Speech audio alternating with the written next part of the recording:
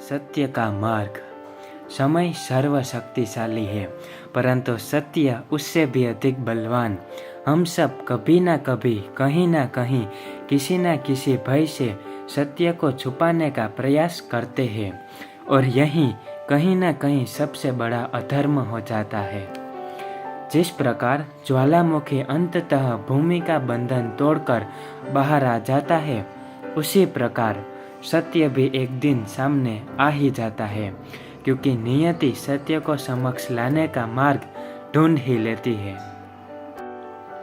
सत्य उस सूरज की भांति है जिसे असत्य के घने मेघ ढक नहीं सकते।